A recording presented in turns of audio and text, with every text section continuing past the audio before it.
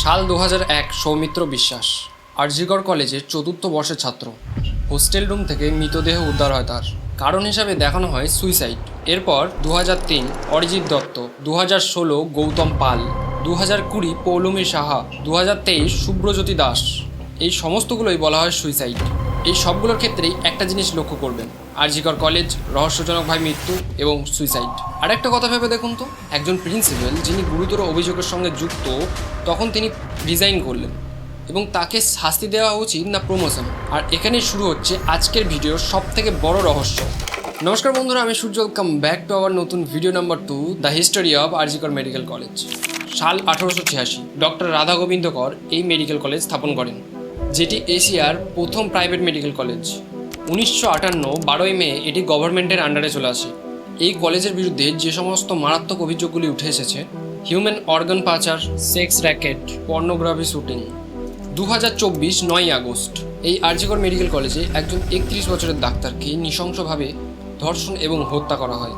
এই ঘটনার পর সিবিআই যখন এই ঘটনাকে পুরো ইনভেস্টিগেশন করে, তখন প্রিন্সিপাল সন্দীপ ঘোষের বিরুদ্ধে ভয়ঙ্কর অভিযোগ উঠে আসে। টেন্ডার দুর্নীতি, পরিচিতদের টেন্ডার পাইয়ে দেওয়া এবং তার বিনিময়ে 20% কমিশন নেওয়া, মেডিকেল কলেজের বর্জ্য পাচার, গ্লাভস, সিরিঞ্জ এবং স্লাইনের বোতল প্রভৃতি বর্জ্য পাচার করা হতো। পড়ুয়াদের ভয় দেখানো এবং অযোগ্য ছাত্রদের পাশ করিয়ে দেওয়া, কোভিডের সময় আধুনিক যন্ত্রপাতির নামে অতিরিক্ত খরচ নেওয়া সরকারের থেকে, স্বাস্থ্য ভবন এবং কলেজ কাউন্সিলের অনুমতি ছাড়াই হাসপাতালের জিনিসপত্র বেআইনিভাবে লিজ দেওয়া।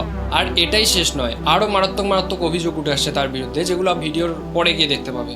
এবং প্রশ্ন হচ্ছে এটাই যে তার নিজের কর্ম থেকে রিজাইন করা সত্ত্বেও তাকে ক্যালকাটা অফ ন্যাশনাল কলেজের প্রফেসর বানিয়ে প্রমোশন করিয়ে দেওয়া হয়। এর থেকেই প্রশ্ন উঠছে সন্দীপ ঘোষ এবং রাজ্য সরকারের মধ্যে কী ধরনের সম্পর্ক রয়েছে। এই বিষয়ে হাইকোর্ট পর্যন্ত রাজ্য সরকারকে নিয়ে সমালোচনা করে। প্রিন্সিপাল রিজাইন করেছে, এই ব্যাপারটাকে অ্যাকসেপ্ট করুন, নয় ডিনাই করুন। তার বদলে রাজ্য সরকার তাকে সেম পোস্টে অন্য কলেজে ট্রান্সফার করে দিচ্ছে। রাজ্যের তো পুরো সিস্টেমটাই গড়বড়। এই বিষয় থেকে জানা যাচ্ছে যে আমাদের রাজ্যের স্বাস্থ্য ব্যবস্থা কতটা দুর্নীতিগ্রস্ত হয়ে পড়ে আছে। এইরকম মানুষ বলা উচিত নয়, জন্তু জানোয়াররা এইরকম নোংরা কাজকর্ম চালিয়ে যায় এবং এদের প্রোটেকশন দেয় সরকার।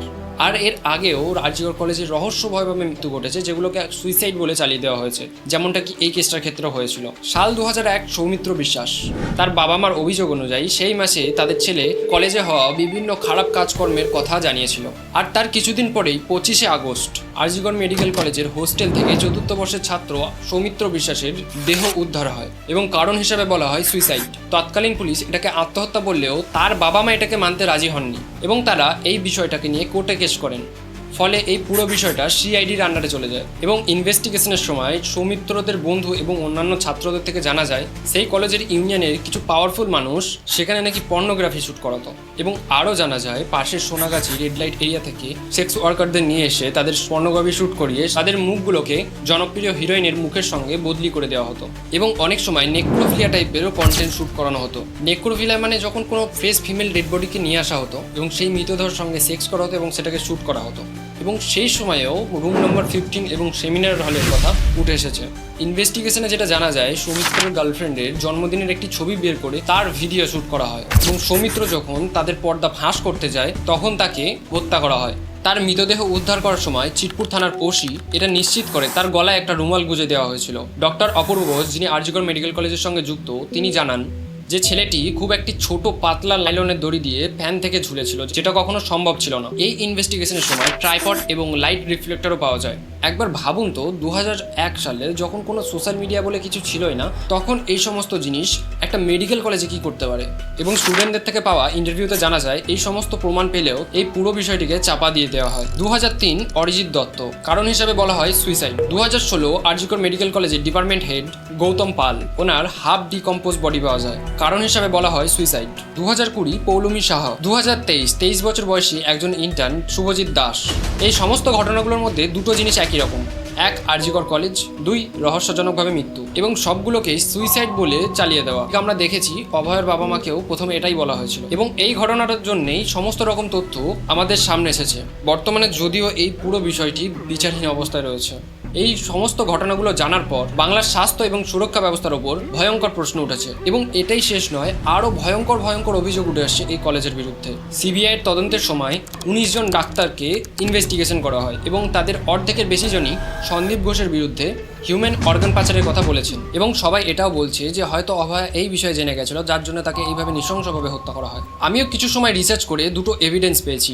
9 জানুয়ারি 2023 একটা রিপোর্ট পাওয়া গেছে যেখানে বলা হয়েছে অটোপসির জন্য আসা ডেড বডিগুলোকে নাকি ডাইসেকশন প্র্যাকটিক্যালের নাম করে সেখান থেকে অর্গান বের করে নেওয়া হতো। কোনো মৃতদেহ থেকে পরিবার এবং পুলিশের অনুমতি ছাড়া অর্গান বার করে নেওয়া এটা পুরোপুরি ইলিগাল।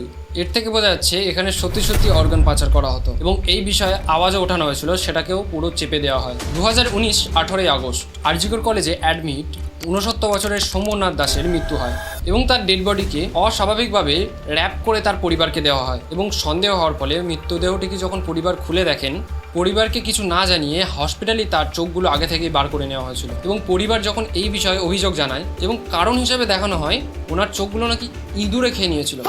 মানে লিটারেলি পুরো শরীর থেকে বেছে বেছে শুধু চোখগুলোই খেয়ে নিয়েছে। এর থেকে স্টুপিড রিজন বলে কিছু হয় বলে আমার জানা নেই। মানে সিস্টেম ডাইরেক্ট বলছে কুছ উখাড় সको তো উখাড় লো মেরা। প্রশ্ন হচ্ছে এটাই, সরকারি হাসপাতালে এত কিছু চলছিল এবং পুলিশ প্রশাসন এবং সরকার কিছুই জানে না, আর এত কিছু কী করে সম্ভব গভর্নমেন্টের সাপোর্ট ছাড়া? এই পুরো বিষয়টাকে আমি ব্রেকডাউন করেছি। আমি কিছু পয়েন্ট এবং এভিডেন্স পেয়েছি যার থেকে পরিষ্কার হয়ে যাচ্ছে এই পুরো বিষয়টির সঙ্গে প্রথম থেকে শেষ পর্যন্ত কিভাবে পলিটিক্স করা হয়েছে এবং যেটা এখনও করা হচ্ছে। আর এইসব বিষয় এবং সিস্টেমের বিরুদ্ধে কথা বলতে গেলেই পুরো কেস দিয়ে দেবে। ক্রিয়েটারদেরও ছাড়ছে না। এটা বলতে সত্যিই খারাপ লাগছে যে আমাদের দেশ, বিশেষ করে আমাদের রাজ্যে অর্ধেক মানুষ জানেই না গণতন্ত্র জিনিসটা কি। মানে কয়েক বছর ধরে এমন একটা রাজনীতি চলছে, মানুষকে আস্তে আস্তে শিক্ষার থেকে দূরে করে দেওয়া হচ্ছে, তাদের সাধারণ বুদ্ধিটাকে নষ্ট করে দিয়ে as a vote bank use করার পরিকল্পনা চলছে। দেখো, এই পুরো বিষয়ে যদি আমি আমার ওপিনিয়ন দিই, মানুষকে গণতন্ত্র আগে শেখাতে হবে। মানুষ যদি গণতন্ত্র বোঝে এবং শিক্ষিত হয়, যে হাতে সরকারকে উন্নয়ন করার জন্য পাওয়ারটা দিয়েছে সেই হাতে থাপ্পড় মেরেই পাওয়ারটা কেড়েও নিতে পারবে। যে কোনো সরকারকে সবসময় প্রেসারের মধ্যে রাখতে হবে যাতে দুর্নীতি করার সুযোগই না পায়। তো এটা ছিল আমার মতামত। তোমাদের মতামত অবশ্যই আমাকে কমেন্টে জানাবে এবং ভিডিওটা যদি ভালো লেগে থাকে এবং এই বিষয়ে তোমার কোনো বন্ধু বা কোনো আত্মীয়জনকে জানানোর বিষয় থাকে তো অবশ্যই ভিডিওটা শেয়ার করে দিও তাদেরকে।